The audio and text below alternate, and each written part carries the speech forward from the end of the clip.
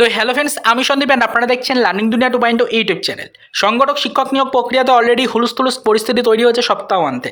সংগঠক শিক্ষক নিয়োগ প্রক্রিয়ার সাথে যুক্ত চাকরি প্রার্থীরা ডিপিএসসি মুখী হয়েছে। অলরেডি তারা ডিপিএসসি থেকে খবর নেওয়ার চেষ্টা করছে। অলরেডি কী কারণে তারা খবর নেওয়ার চেষ্টা করছে, কেন তারা ডিপিএসসিতে যাচ্ছে, সেই বিষয়টা আজকের একটি ভিডিওর মাধ্যমে পরিষ্কার করে জানিয়ে দিয়েছিলাম আপনাদেরকে। অলরেডি কিন্তু চাকরি প্রার্থীরা বিভিন্ন জেলার ডিপিএসসিতে খোঁজ খবর নিয়ে যেটুকু তথ্য পেয়েছেন সেটা কিন্তু আমাদেরকে অনেকে পার্সোনালি মেলের মাধ্যমেও জানিয়েছেন, কমেন্টের মাধ্যমেও জানিয়েছেন, এমনকি মেসেজ করেও কিন্তু জানিয়েছেন। তাই আজকের ভিডিওটা ক্রিয়েট করে প্রতিটি চাকরি প্রার্থীকে একটি সুখবর প্রোভাইড করার চেষ্টা করছি যে ডিপিএসসি থেকে কী তথ্য দেওয়া হলো চাকরি প্রার্থীদের উদ্দেশ্যে। আপনারা জানেন ইতিমধ্যে পঞ্চম শ্রেণীর অন্তর্ভুক্তিকরণের কার্যক্রম শুরু হয়েছে রাজ্যে প্রাথমিক শিক্ষা প্রতিষ্ঠানগুলিতে। সেই শিক্ষা প্রতিষ্ঠানগুলিতে পঞ্চম শ্রেণীর অন্তর্ভুক্তিকরণের জন্য আগে নির্দিষ্ট ডেটাবেস দিয়ে পাঠানো হয়েছে। সেই ডেটাবেস তৈরির কার্যক্রমই কিন্তু চলছে আপাতত ডিপিএসসি ওয়াইজ। সেই কারণে ডিপিএসসিতে তোড়জোড় কিন্তু তুঙ্গে।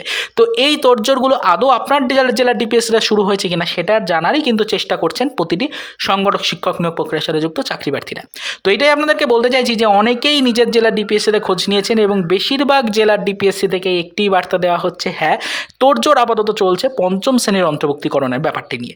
পঞ্চম শ্রেণীর অন্তর্ভুক্তিকরণ তো আর হঠাৎ করে দেওয়া সম্ভব নয়। পঞ্চম শ্রেণীর অন্তর্ভুক্তিকরণ করার আগে সেই জেলায় টোটাল কতগুলো শিক্ষা প্রতিষ্ঠান রয়েছে, সেই জেলার ডিপিএসসিতে টোটাল কতগুলো শিক্ষা প্রতিষ্ঠান রয়েছে, সেই ডিপিএসসি ওয়াইজ কিন্তু সেই ডেটাবেস চেয়ে পাঠানো হয়েছে। অর্থাৎ ডিপিএসসির মাধ্যমে প্রতিটি শিক্ষা প্রতিষ্ঠানে নোটিশ দেওয়া হয়েছে। সেই শিক্ষা প্রতিষ্ঠান থেকে নির্দিষ্ট রেশিও অনুযায়ী শিক্ষক ছাত্রের যে অনুপাত সেগুলো পাঠাতে হবে। সমস্ত ডিটেলস এর উপরে বেস করে কিন্তু একটি নির্দিষ্ট ডেটাবেস তৈরি হবে। সেই ডেটাবেস ডিপিএসসিতে আসছে।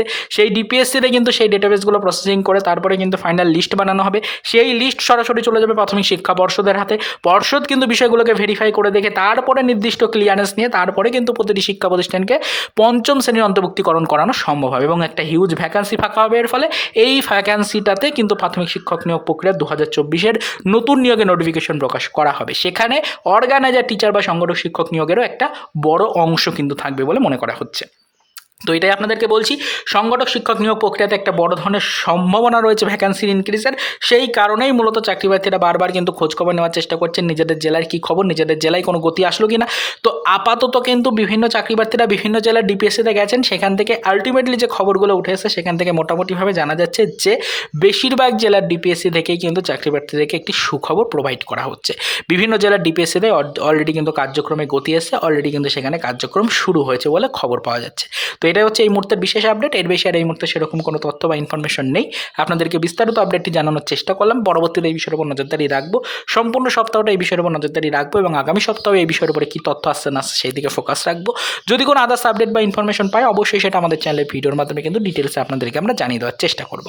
তো আবারও তো এই পর্যন্তই, চলুন দেখা হবে নেক্সট ভিডিওতে পরবর্তীতে অর্গানাইজার টিচার রিলেটেড কিছু আদার্স অফিসিয়াল আপডেটের সাথে।